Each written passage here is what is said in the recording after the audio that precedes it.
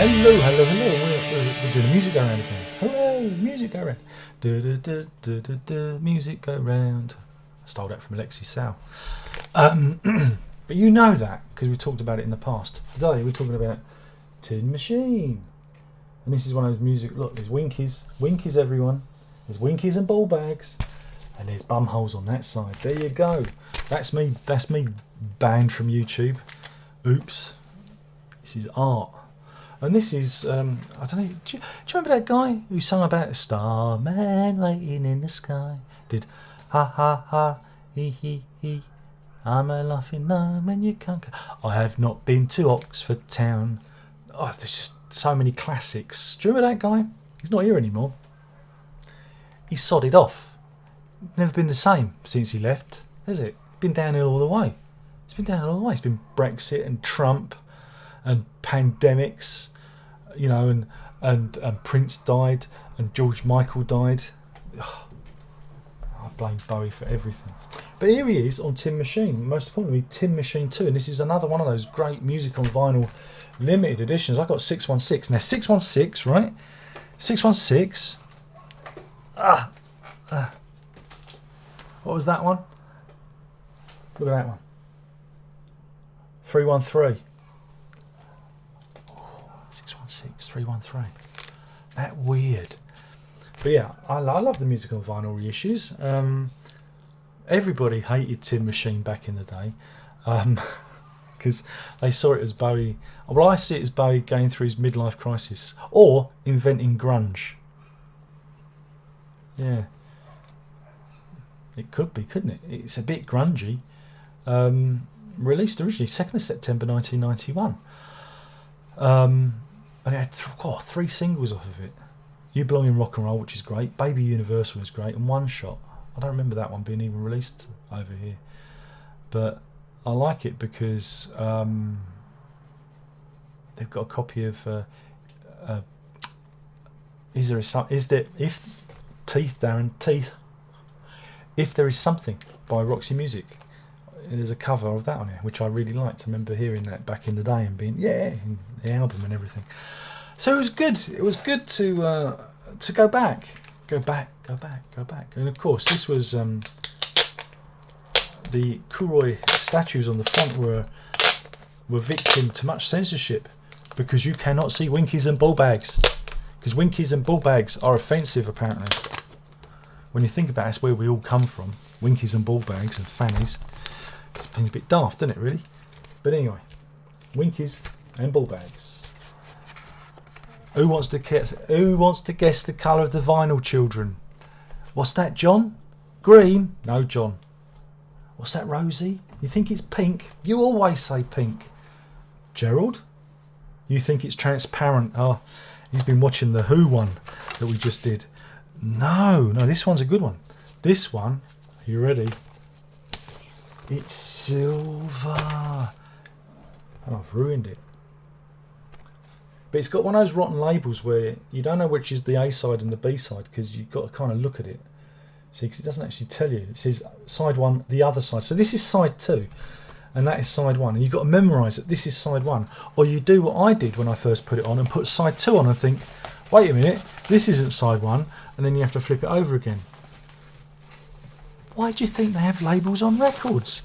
So that idiots like me can put the right side on at the right time. Because I'm not a fucking psychic. This also comes with, he said, a bit of paper. Look, there you go. You've got lyrics so you can sing along. There they are. Bowie's in disguise. Look, I don't know if you can see this. Bowie is disguised himself. Oh, where is it? He's there. As your Randy English lecturer at university. You see, he wants to teach you, but he also wants to fuck you. That's his current. Because he had he had Ziggy, didn't he? He had Aladdin Sane, and then there was Andy, the Randy lecturer. Never talked about that character. Never did they? Never talked. They're looking so cool. Look at them. You belong in rock and roll. You belong in rock and roll, and so do I. See, I do them all, you know. Cat Stevens, John Anderson, David Bowie, Pete Hamill, you name it. I do them. No other reviewer does that. Do you know why? Entertainment. Because I'm part entertainer. This is meant to be funny. Why aren't you laughing? Why aren't you laughing? Entertainment. So yeah, it's got this lovely spot varnish on the sleeve as well, which is a really nice touch. So it feels really primo, really, you know, deluxe and delightful. See, like that.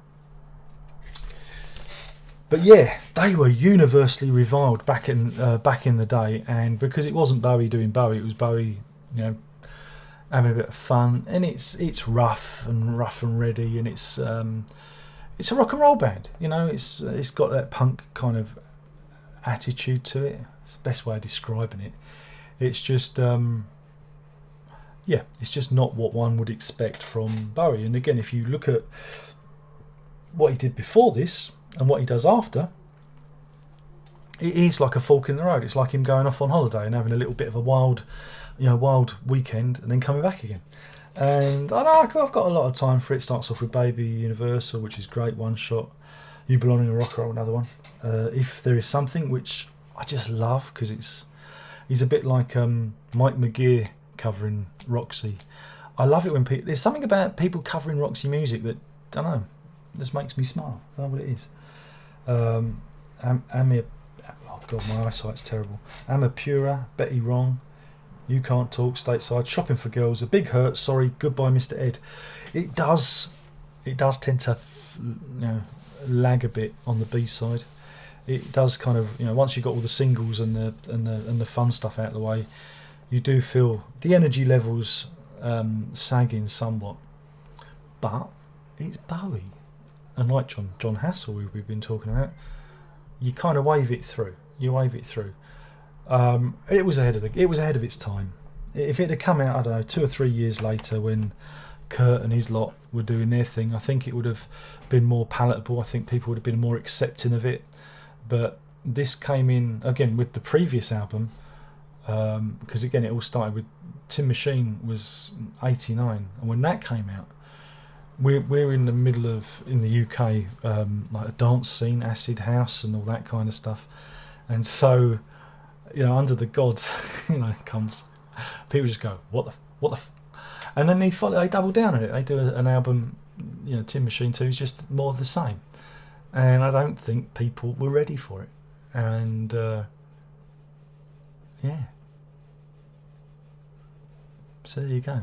And it's good that it's come out, because Victory Music, I was just reading, the company that put this out went bankrupt, and so it's been unavailable for a very, very, very long time, for nearly 20 years, because Victory Music went bankrupt after the album's release. Obviously didn't sell any, and it's good to see it, back on top. God, I'm sure Victory used to do a load of kind of rock releases back in the day. Wow, I didn't know they'd gone. Oh, there you go. So yeah, give it a listen if you're a Bowie fan, or you just never got into Tin Machine. This is your chance to get the official release, produced by Hugh Padgham as well. There you go. He used to hang around with. He produced the One Shot song. He used to hang around with Genesis and Tim Palmer. So yeah, it's definitely worth your time and energy, even if you don't like it. It fills in the jigsaw of what Bowie was up to, because Bowie covered a lot of ground. He did a lot of different things, and you can see his energy.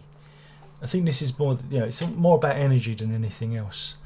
And those 2 albums, it is just a big. It's his punk period, him just rebelling against expectation. He's not subverting expectation, he's rebelling against expectation. And that's what makes it a joy. It's a bit of a guilty pleasure,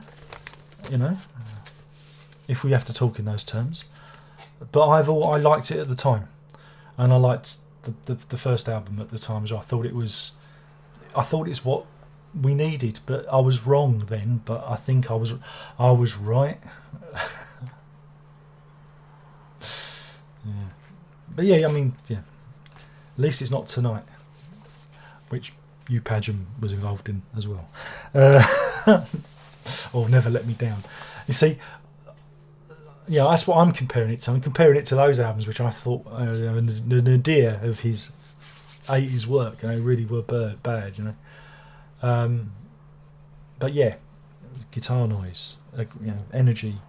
That's what this is. And it's Bowie, so I'm just going to be really overly generous. I'm going to give this 5 Baby Universals out of 5. That's 5 Baby Universals out of 5. It's probably a 3, but it's Bowie, and so he gets way through. Come on, Mr. Bowie, you go through.